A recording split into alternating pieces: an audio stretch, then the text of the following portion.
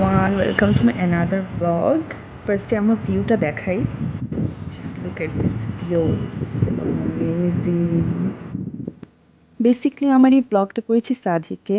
দুদিন government holiday পাওয়া আমি তার অফিস বন্ধ রাখে and he really wanted to take some rest for a while at a good environment, so we chose Sajek to গো।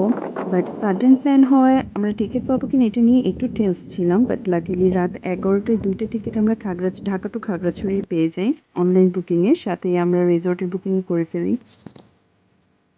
ঢাকা থেকে কুমিল্লায় পৌঁছাতে আমাদের সময় লেগেছিল প্রায় 2 ঘন্টার মতো। সেখানে আমরা একটা যাত্রাবিরতি রেস্টুরেন্টে থামি। ঢাকা টু খাগড়াছড়ি যাওয়ার প্রায় প্রতিটি বাসই কুমিল্লার যাত্রাবিরতি রেস্টুরেন্টে থামায়, সো সেখানে we got freshen up and had our dinner. Sami ডিনারে খিচুড়ি অর্ডার দিয়েছিল আর আমি ওখান থেকে টেস্ট করেছিলাম, বেশ ভালোই ছিল খিচুড়িটা। 20 মিনিট ব্রেকের পর আমরা আবার বাসে উঠি আর রাত 4টার দিকে আমাদের বাস ঢাকা চিটাং হাইওয়ে ছাড়ে অ্যান্ড খাগড়াছড়ির রাস্তায় পৌঁছায়।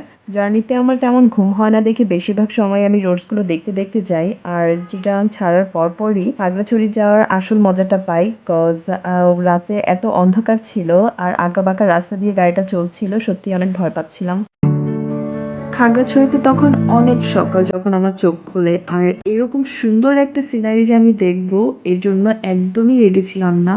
খাগড়াছড়ি যেতে আমাদের সময় লেগেছিল 7 ঘন্টার মতো। আমরা সকাল 6টা বাজে খাগড়াছড়ি পৌঁছে যাই আর এরপরে আমরা একটা সিএনজি ভাড়া করি, যেটার প্রাইস পড়েছিল আমাদের 4,500 টাকা 2 দিনের জন্য।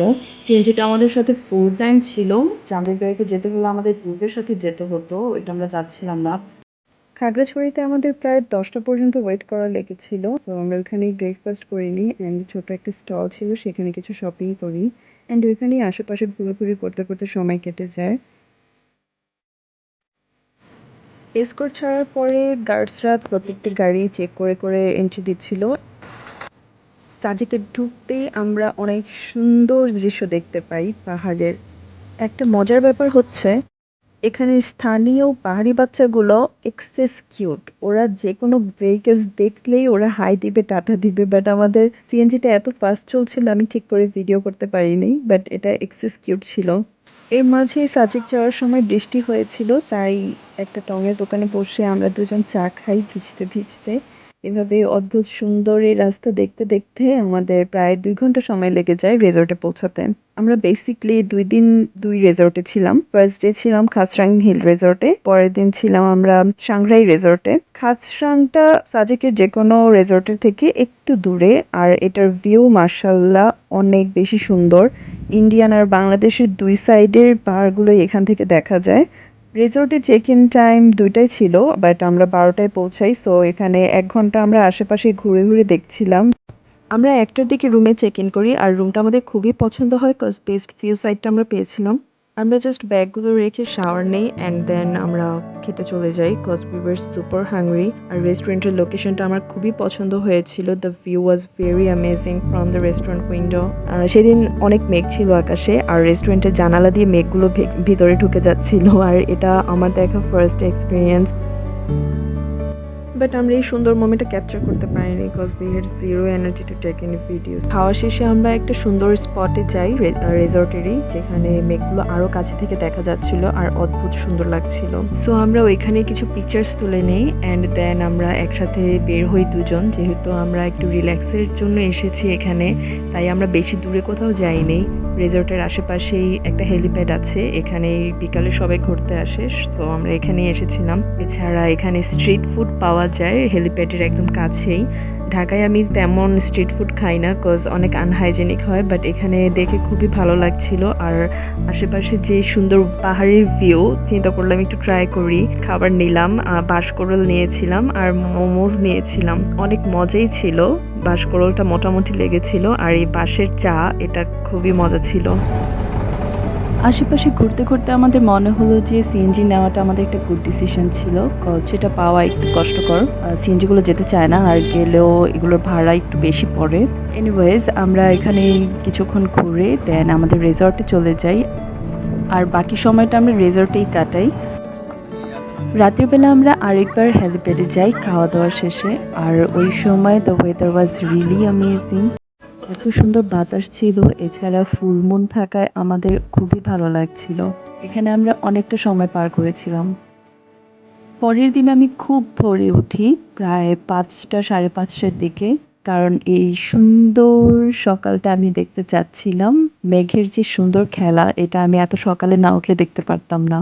সামিকে উঠিয়ে দেখানোর অনেক ট্রাই করেছিলাম, but he is not a morning person, এজন্য ও মিস করেছে। মর্নিং ব্রেকফাস্টটা এখানে কমপ্লিমেন্টারি ছিল।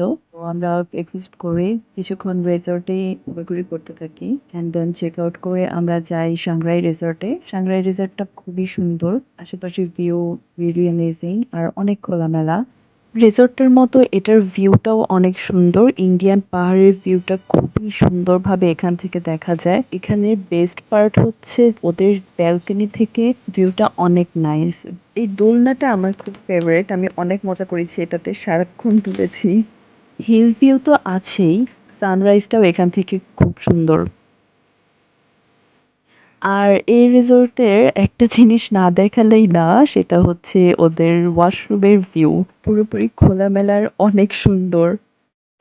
এনিওয়েজ সেদিন সারাদিনের ওয়েদার এত বেশি গরম ছিল যে আমরা কেউ সাহসই করিনি যে বের হব। ইভেন দুপুরের লাঞ্চটাও আমরা রুমেই অর্ডার করেছিলাম। এরপরে সন্ধ্যাবেলা যখন বের হয়েছি দেখি যে রিসর্টটা এত সুন্দর লাগছে, ওদের লাইটিং খুবই ভালো করেছে। দেন আমরা বের হই, আর কিছু দূর যেতেই দেখতে পেলাম যে কিছু সিঙ্গার ওইখানে বসে গান গাচ্ছিল। বেশ ভালোই একটা ক্রাউড ক্রিয়েট করেছিল ওরা, ভালো লাগছিল দেখতে।